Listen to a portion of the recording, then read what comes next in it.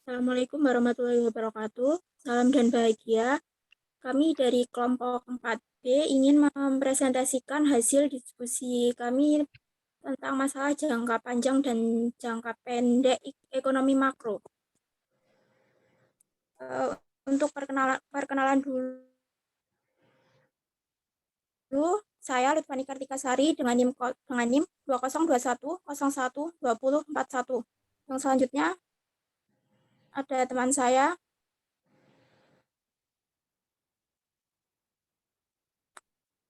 Perkenalkan, nama saya Albertus Rian Pradana dengan NIM 2021 01 20 50. Perkenalkan, nama saya Muhammad Rizky dengan nomor NIM 2021012044.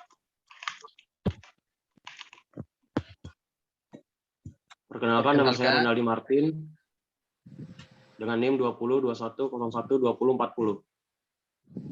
Perkenalkan, nama saya Stanis Martinsna, NIM 202101 2056.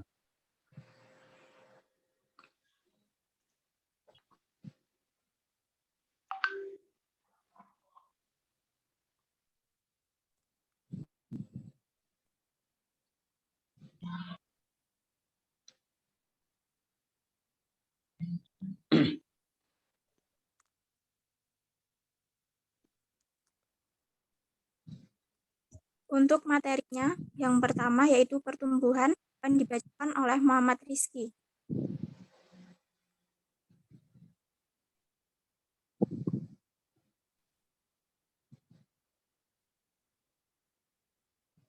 Baik, akan saya baca bagian pertumbuhan. Pertumbuhan ekonomi adalah salah satu indikator ekonomi yang paling banyak dikutip ketika perekonomian barang dan jasa semakin banyak. Hasilnya, kita dapat mengakses ke beragam barang dan jasa untuk memenuhi kebutuhan. Oleh karena itu, melalui pertumbuhan ekonomi, standar hidup kita menjadi lebih baik. Pertumbuhan jangka panjang mempresentasikan peningkatan kapasitas produksi dalam perekonomian. Ketika kapasitas produksi meningkat, perekonomian dapat menghasilkan lebih banyak barang dan jasa, seperti output potensial diukur dari PDB potensial. Sumber pertumbuhan ekonomi jangka panjang terkait erat dengan kuantitas dan kualitas pasokan faktor produksi di suatu negara. Dalam arti, kapasitas produksi perekonomian meningkat ketika pasokan faktor produksi bertambah dan kualitasnya meningkat. Selain faktor produksi, penentu-penentu yang mempengaruhi penawaran dan permintaan agregat jangka pendek di atas tidak berpengaruh terhadap pertumbuhan jangka panjang. Dalam makroekonomi, pertumbuhan jangka panjang dimodelkan sebagai fungsi dari sumber daya alam, tenaga kerja, atau modal manusia, modal fisik, dan teknologi. Pertumbuhan ekonomi jangka pendek tergantung pada faktor-faktor yang mempengaruhi equilibrium makroekonomi jangka pendek atau PDB real. PDB real akan bergeser seiring dengan perubahan permintaan agregat dan penawaran agregat jangka pendek. Permintaan agregat akan bergeser ke kanan, akan menstimulus perekonomian untuk memproduksi lebih banyak dan memanfaatkan kapasitas produksinya. Ini ibarat ketika permintaan barang dan jasa meningkat, banyak perusahaan akan menaikkan produksi mereka. Permintaan agregat akan bergeser ke kanan ketika kekayaan rumah tangga meningkat, percayaan konsumen baik, depresiasi nilai tukar, dan pertumbuhan ekonomi global. Masalah jangka panjang dan jangka pendek pada pertumbuhan ekonomi adalah menyetir perekonomian supaya tercapai keserasian antar pertumbuhan penduduk, pertambahan kapasitas produksi, dan tersedianya dana untuk investasi. Masalah jangka pendek berkaitan dengan masalah stabilisasi, yaitu bagaimana agar dalam jangka pendek dapat terhindar dari masalah-masalah seperti inflasi dan ketimpangan neraca pembayaran.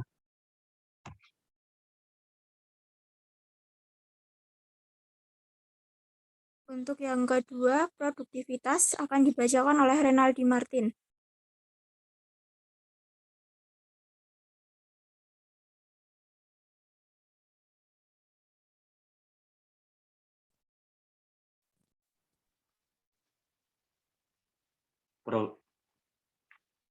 Produktivitas mendorong suatu negara berdaya saing tinggi dengan tingkat produksi yang efektif dan efisien, serta tenaga kerja yang produktivitas yang ideal di suatu negara akan meningkatnya daya saing sekaligus pertumbuhan ekonomi dan mutu kehidupan atau kesejahteraan masyarakat. Bahwa produktivitas adalah mendorong utama pertumbuhan ekonomi jangka panjang dan menurutnya masa depan kita akan semakin bergantung pada perbaikan produktivitas multifaktor. Produktivitas di sektor manufaktur telah mendukung pertumbuhan TFP, total faktor productivity di Indonesia, namun secara keseluruhan pertumbuhannya masih rendah.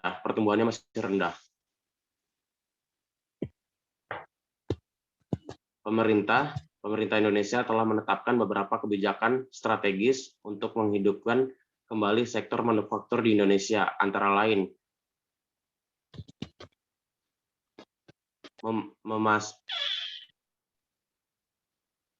memfasilitasi pertumbuhan industri pendukung, memperbaiki infrastruktur jalan, pelabuhan, dan energi, meningkatkan iklim investasi, dan mengoptimalkan industri nasional untuk bergabung dengan global value chain.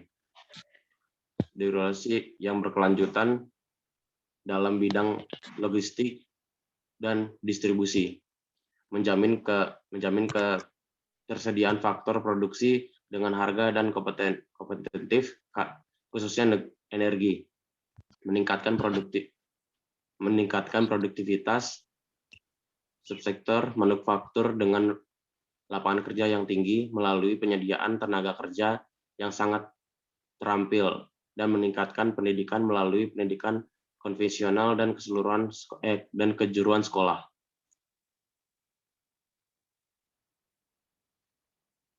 Untuk yang ketiga, pengangguran akan dibacakan oleh Albertus Rian Pradana.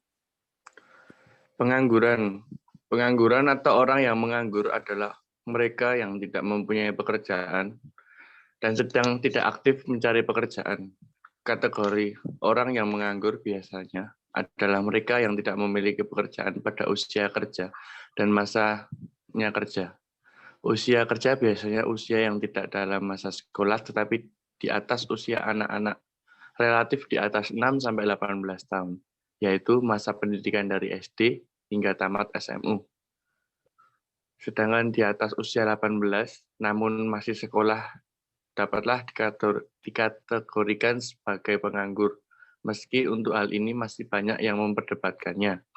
Pengangguran pada dasarnya tidak bisa dihilangkan sepenuhnya, karena bagaimanapun baik dan hebatnya kemampuan suatu bangsa dalam menangani perekonomiannya, tetap saja pengangguran itu ada.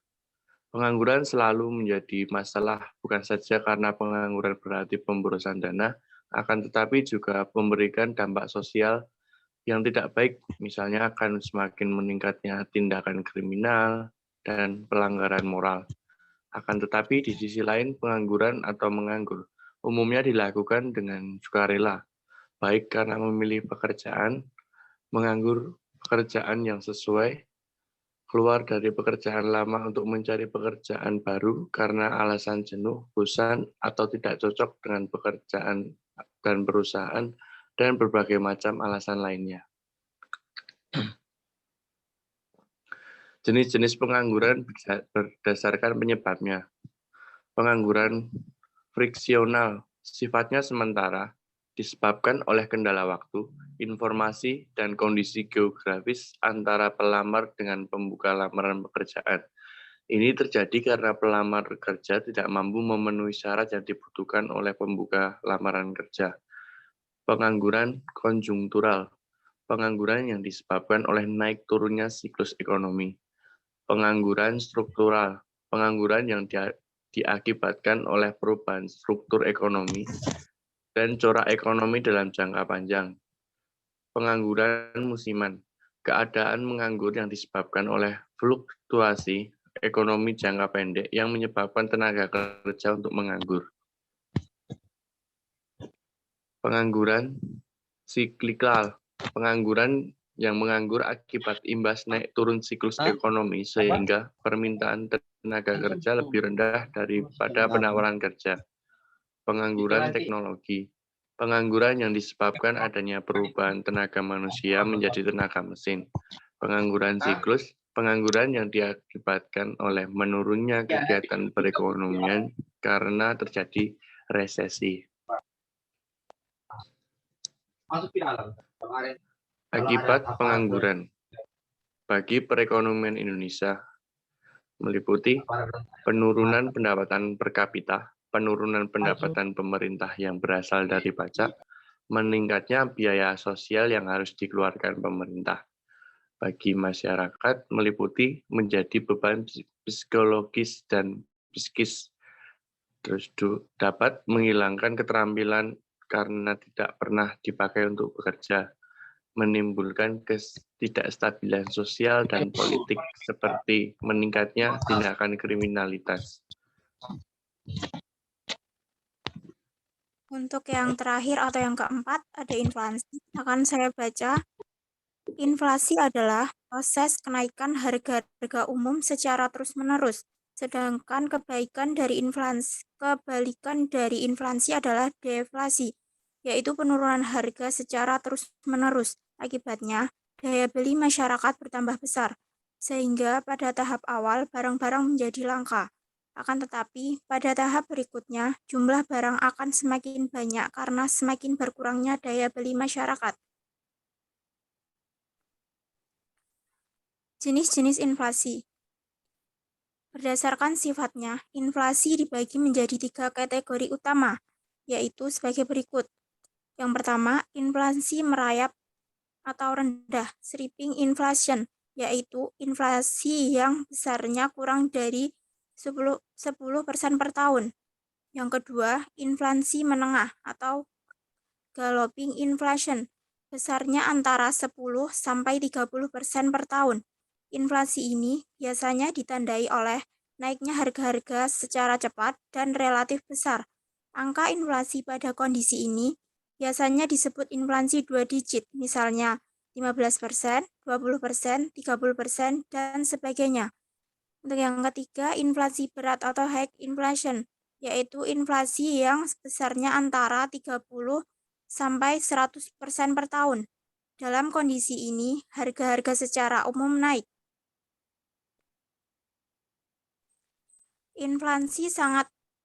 Untuk yang selanjutnya, inflasi sangat tinggi atau hyperinflation, yaitu inflasi yang ditandai oleh naiknya harga secara drastis sehingga mencapai 4 digit atau di atas 100%.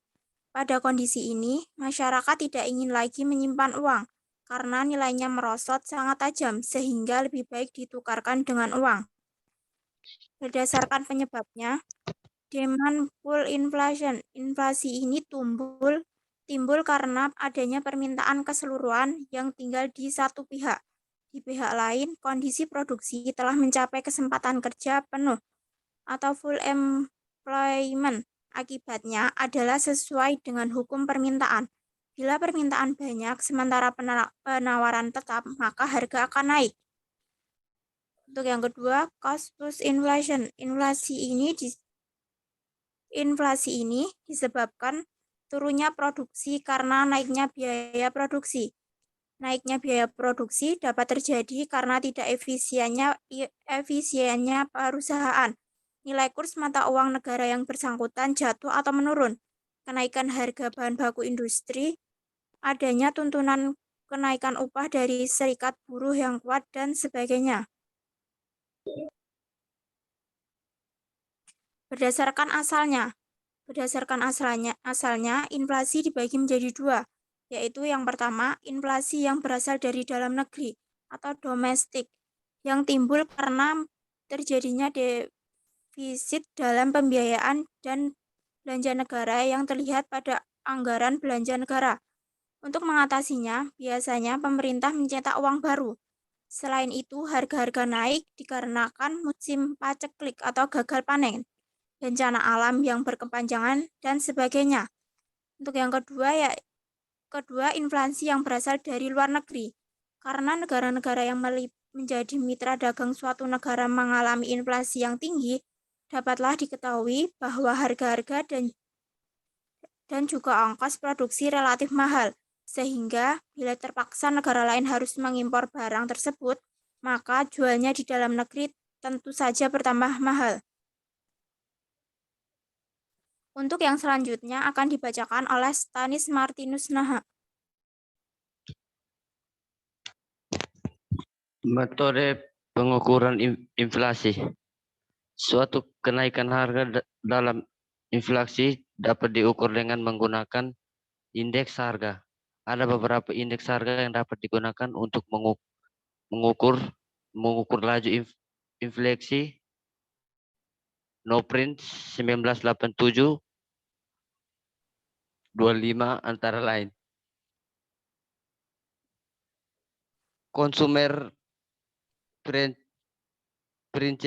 Index CPI, indeks yang digunakan untuk mengukur suatu biaya pengeluaran rumah tangga dalam membeli sejumlah barang bagi kebutuhan hidup. CPI, Counts of Market Basket, in fact, in event year case of market basket invest year kali 100%. B, Produsen Price Index dikenal dengan Workplace Price Index, indeks yang lebih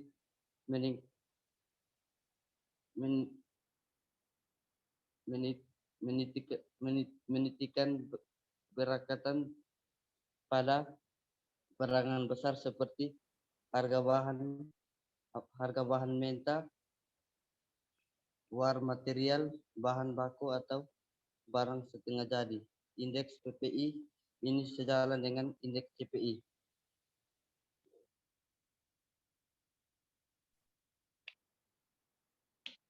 C, GPN Deflator. GPN Deflator ini merupakan jenis indeks yang berbeda dengan indeks CPI dan PPI, di mana indeks ini mencakup sejumlah barang dan jasa yang termasuk dalam hitungan GPN sehingga jumlahnya lebih banyak dibanding dengan kedua indeks di atas. GPN Deflator adalah GPN normal, GPN real kali 100%. Dampak inflasi. Inflasi umumnya memberikan dampak yang kurang menguntungkan dalam perekonomian, akan tetapi sebagaimana dalam salah satu prinsip ekonomi bahwa dalam jangka pendek ada trade-off antara inflasi dan pengangguran, menunjukkan bahwa inflasi dapat menurunkan tingkat pengangguran atau inflasi dapat dijadikan salah satu cara untuk menyeimbangkan perekonomian negara dan lain sebagainya. Secara khusus dapat diketahui beberapa dampak baik negatif maupun positif dari inflasi adalah sebagai berikut.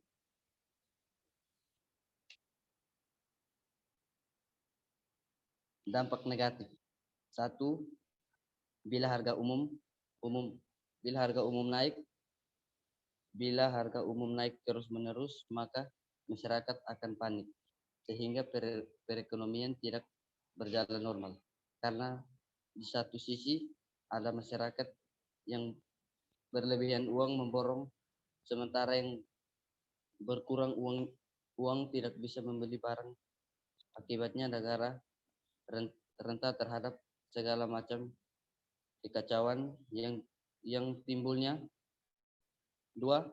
Sebagai akibat dari kepanikan tersebut, maka masyarakat cenderung untuk menarik tabungan guna membeli dan menumpuk barang sehingga banyak bank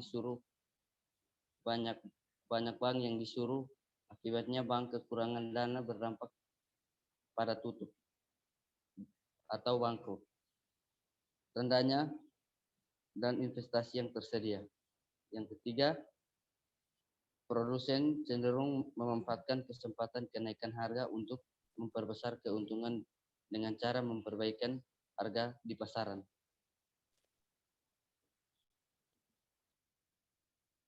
Dampak positif, masyarakat akan semakin selektif dalam mengkonsumsi, produksi akan diusahakan efisien untuk konsumtif dalam dapat ditekan. Yang kedua, inflasi yang berkepanjangan dapat menumbuhkan industri kecil dalam negara menjadi semakin dipercaya dan tangguh. Yang ketiga, tingkat pengangguran cenderung akan menurun karena masyarakat akan tergerak untuk melakukan kegiatan produksi dengan cara mendirikan atau membuka usaha. Cara mencegah inflasi. Kebijakan A, kebijakan moneter. Sasaran kebijakan moneter dicapai melalui pengaturan jumlah uang beredar bank, sementara dapat mengatur uang giral melalui peralatan moneter, yaitu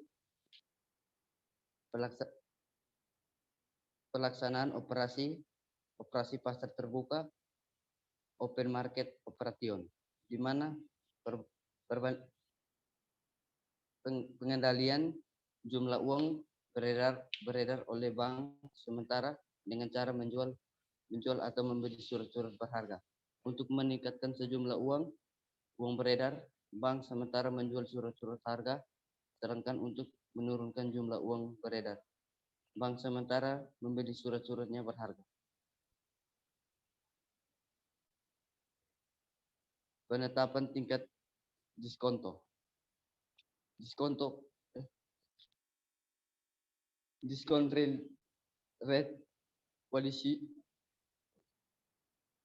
yang merupakan tingkat bunga yang ditetapkan bank sementara sebagai pinjam yang diberikan kepada bank umum. Penetapan rasio cadangan wajib minimum reversi requirement, yaitu profesi cadangan minimum yang harus dipegang bank umum atas simpanan masyarakat yang dimiliki. Untuk menekan laju inflasi, cadangan minimum ini dinaikkan sehingga jumlah uang menjadi lebih kecil. Yang B, kebijakan fiskal. Kebijakan fiskal menyangkut pengaturan tentang pengeluaran pemerintah serta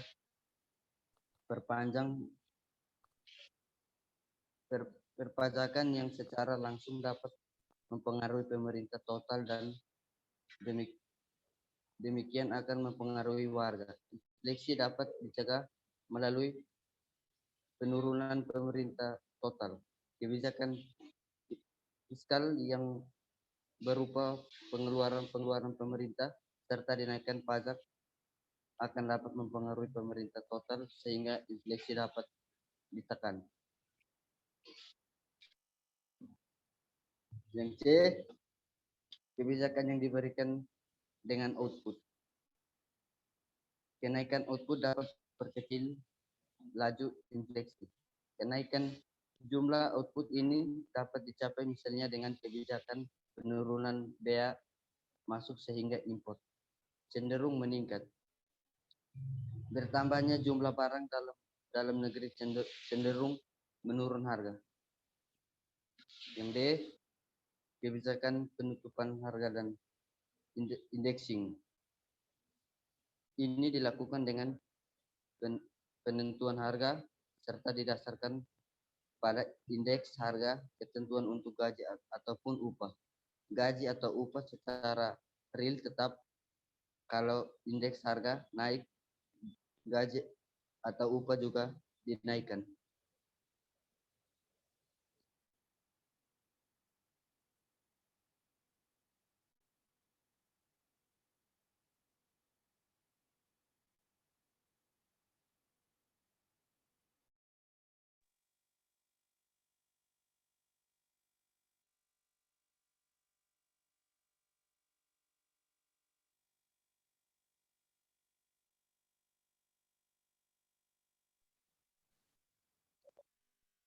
Tolong Kartika itu masih di-mute.